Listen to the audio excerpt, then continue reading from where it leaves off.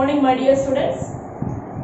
Dear students, in this video, we are discussing mainly about 2 points. The first point, that is how was the participation of different sections of the society in the civil disobedience movement, and the second part, that is about the limitations of civil disobedience movement. Then about the participation of different sections of the society towards civil disobedience movement. In that we are discussing how was the response, otherwise what was the perspective about the Swaraj and civil disobedience movement for the rich peasants. Then second one, what was the perspective about the Swaraj for the poor peasants. Then thirdly, about the industrialist, how they observed, how they watched this civil disobedience movement. And fourth one, that is about the industrial workers. And lastly, we will discuss how the women participated in the civil disobedience movement. Then the second part, that is about what all were the limitations, because though we are considering this civil disobedience movement as one of the great incident, otherwise it was one of the very important we can say movement related with this freedom movement, but again it was having some limitations. So about that also we will be discussing in this movement, in this video, in this video. So students, firstly we will start with the rich peasants, how they considered, otherwise what was their perspective towards this civil disobedience movement. Then rich peasants means actually they were mainly dealing with, otherwise they were mainly cultivating the cash crops. And this cash crops, in 1920s, one of our previous discussion video, we said that all of a sudden in 1920s there was a time of great depression, and the price of most of the crops suddenly began to decline. Then it affected the cultivation of these farmers. It means rich farmers. They are cultivating, but actually there is no price, proper price was not given to their items. And it also affected the export of these items to other countries. This is one side, that is there is no price, proper price for their items. But though these people, these rich peasants, they are facing the problem related with the price of their goods, their products.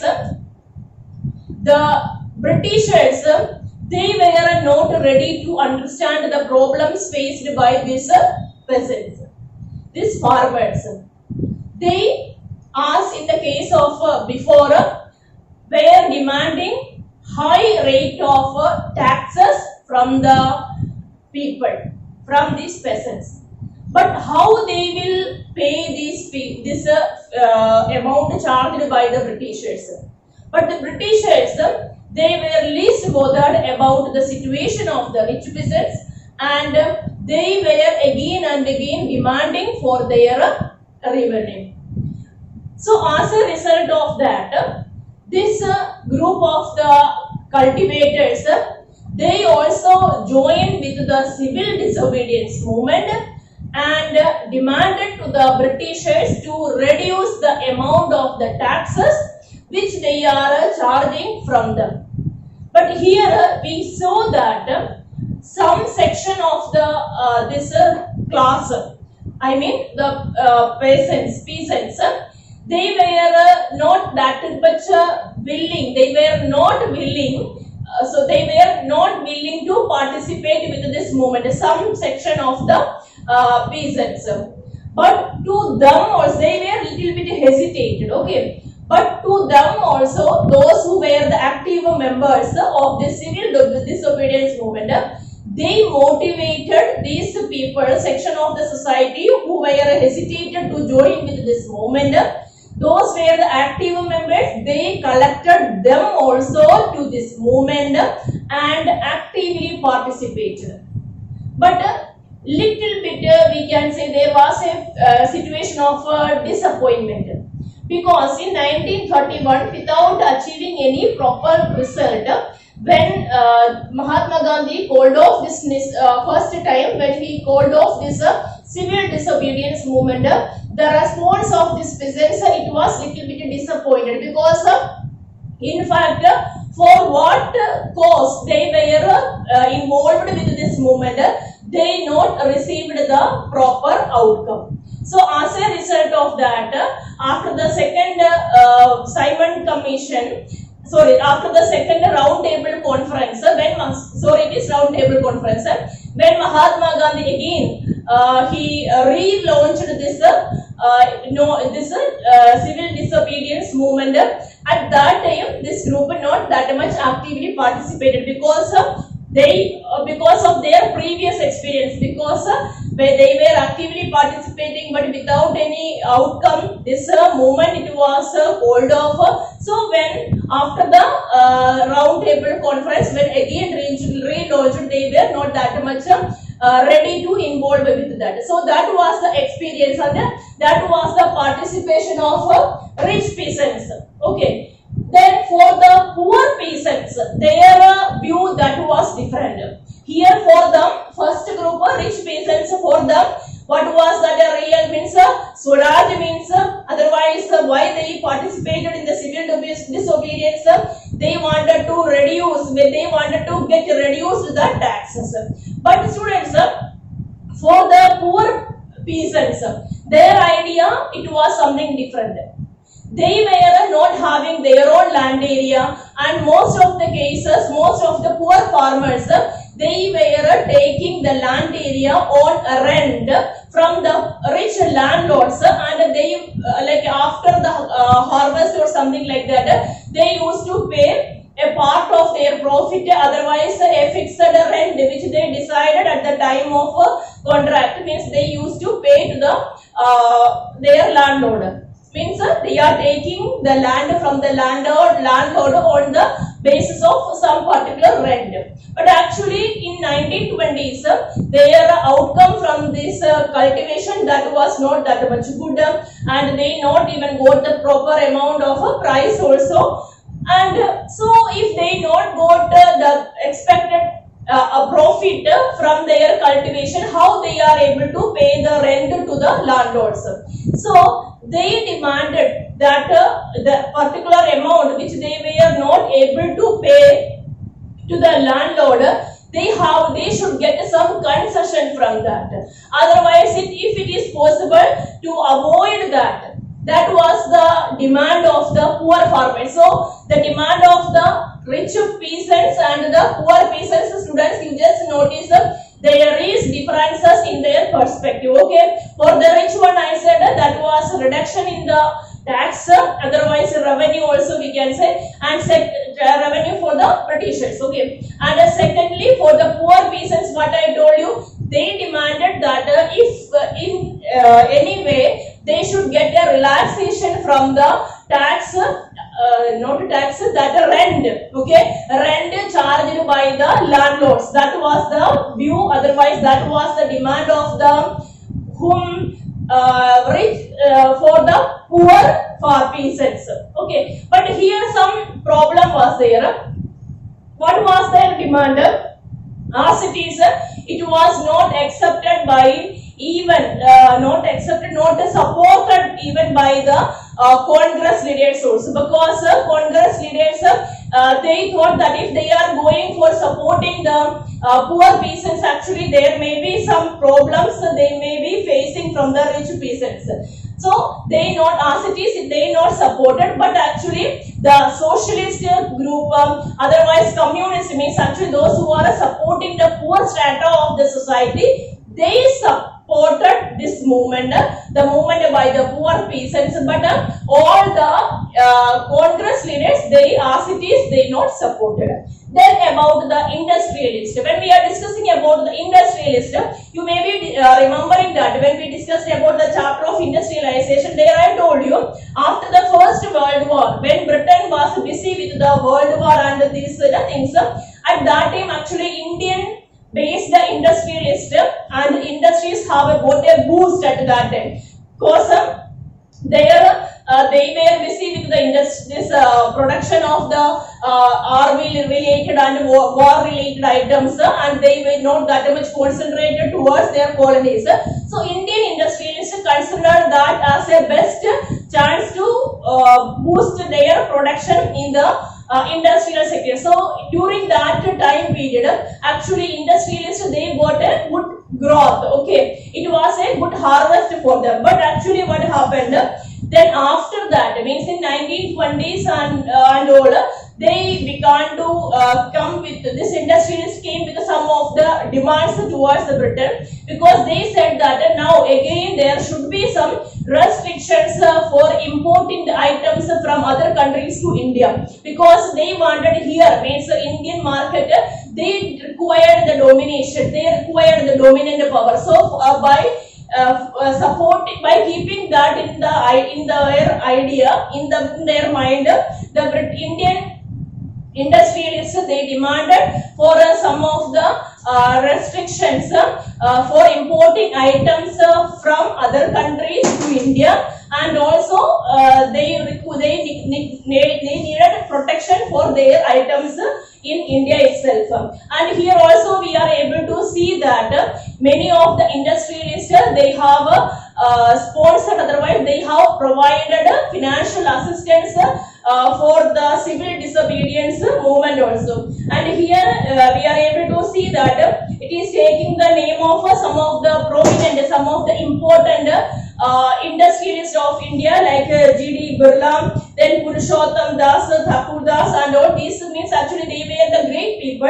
And it is also discussing about one Indian Industrial and Commercial Congress in 1920.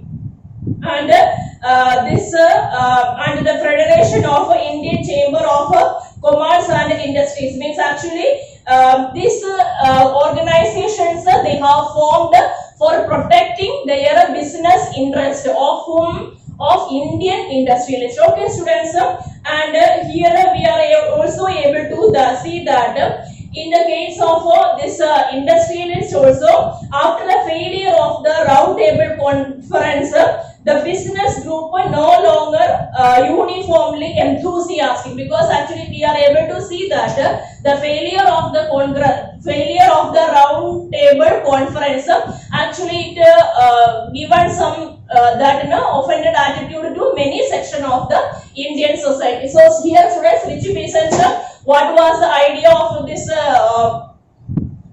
civil disobedience movement? Otherwise Swaraj means, there I told you, they required a relaxation of the revenue.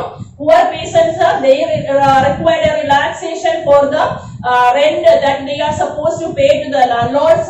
Industrialists, they required a protection for their items, they required a good market for their items, and also that reduction of the import from other countries. And here I told you, maximum they supported their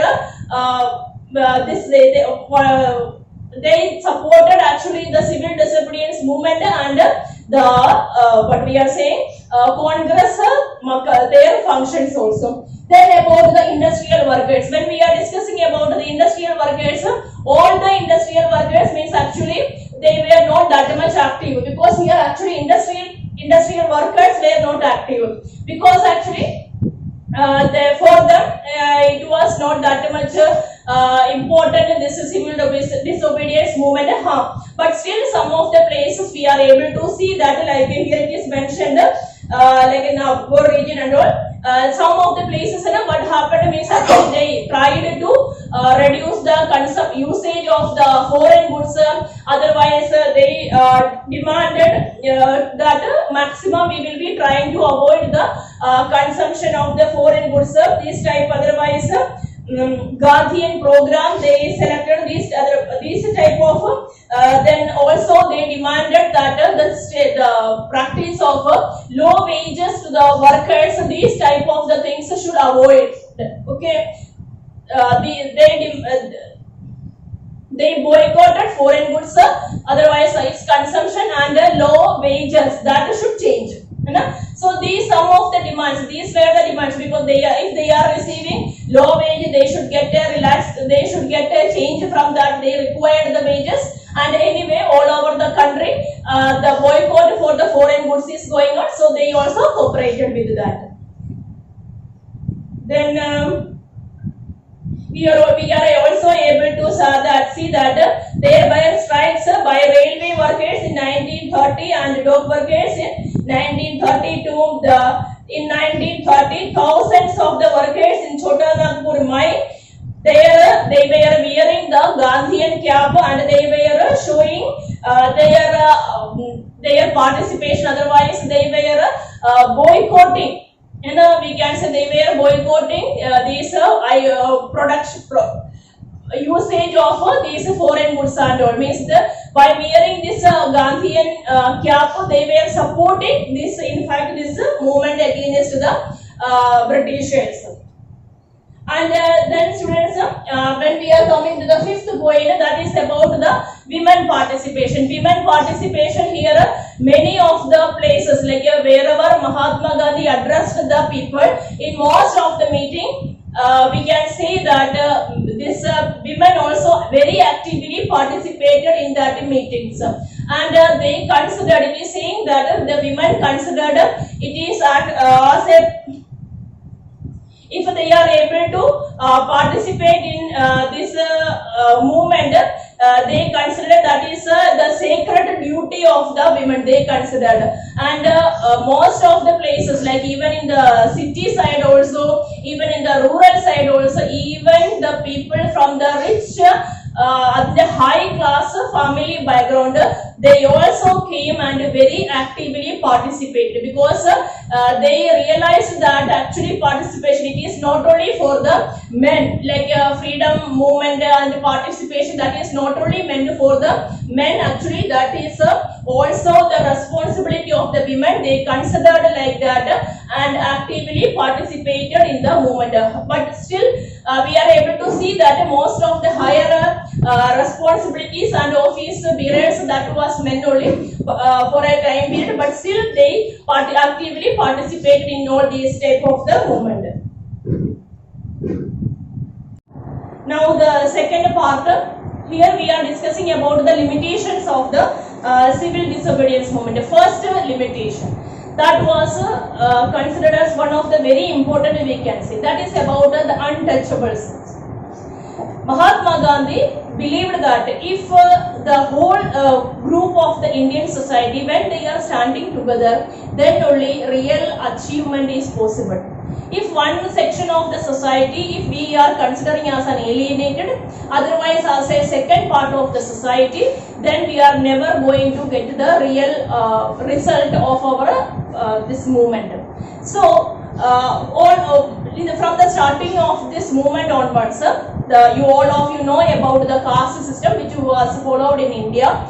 The lower section of the society, otherwise at that time they called them as untouchables. So they never got a chance to enter this movement. So Mahatma Gandhi welcomed their participation also, and he himself done the different activities, otherwise different work done by these people, like you might have heard about cleaning of the sewerages, cleaning of this toilet, this type of the work Mahatma Gandhi he himself done, and given the message to the people, given the message to the society that we should consider them also as a part of their part of our society, and he called them as Harijans, okay, the children of God.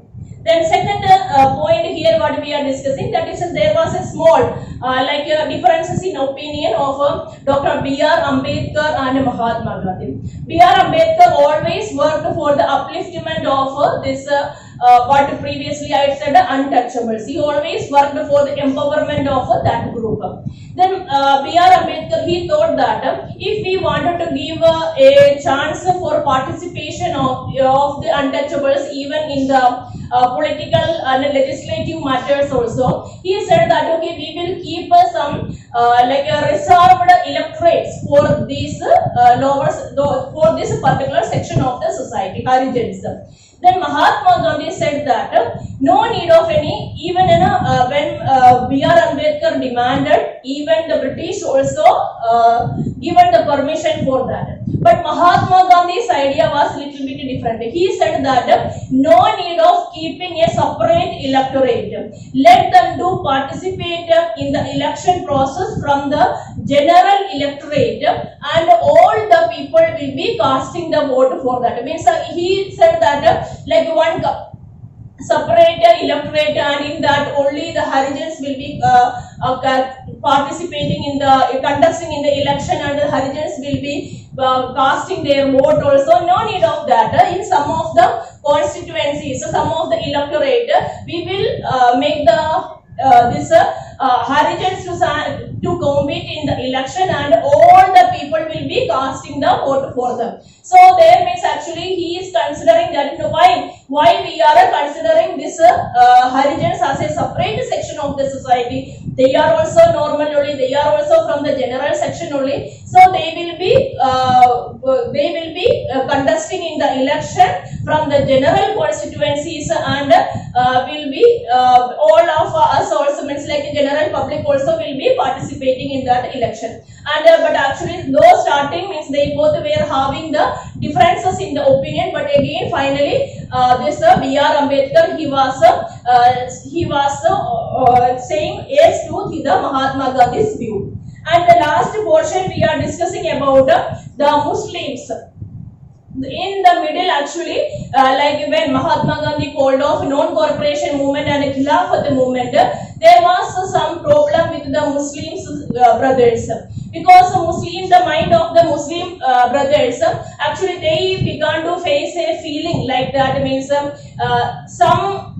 actually some dispute emerged among the Muslims and Hindu brothers, Muslims and Hindus. And what happened, slowly that gap began to become more and more wide. Then and slowly we are able to see that even the Congress leaders, they were also giving little bit of priority to the Hindu workers, otherwise Hindu leaders. Then as a result of that, in many cases, the British, they felt a little bit alienated from this movement, and it is in that time actually even this Muhammad Ali Jinnah and all, they were also a little bit facing the problems. But here also Mahatma Gandhi given the view that when all the Indians, there should not be any separation like untouchables, Hindus, Muslims, such type of some differences should not be there, discrimination should not be there. When all the Indians are standing together, then only we are able to gain our final outcome from that.